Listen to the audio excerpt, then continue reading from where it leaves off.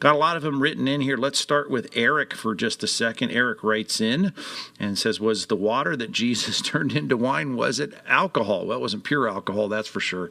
But it wouldn't qualify for the word wine if there wasn't some alcoholic content in it. And of course there was. The point that I like to make, not being a drinker myself of alcohol, unless I'm taking NyQuil and I got the flu.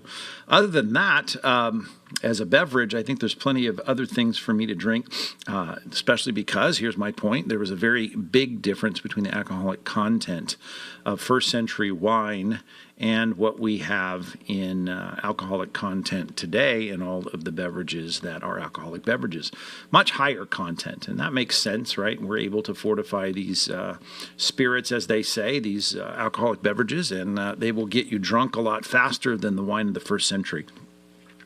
So no one was leaving a wedding ceremony or wedding feast stumbling down the street unless they were just doing nothing but drinking, and that's not what wine was for. It was part of what God had made, and certainly in a day when water wasn't always pure, it was a good way to have your hydration done with something that was going to kill any kinds of things that might hurt your body, to put it simply. So yes, there was alcohol in the water, or in the wine rather, that Jesus turned into wine from water.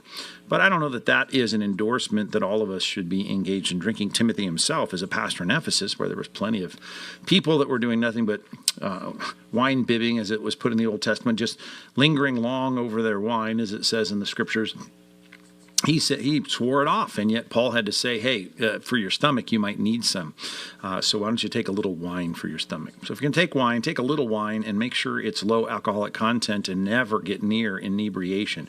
God is pro-sobriety, Eric, and so that's all I want you to know, is that you ought to seek to be sober in all that you do, and that's a good thing. It's not for kings to drink wine, and not for rulers to crave strong drink, as the Bible puts it. All right.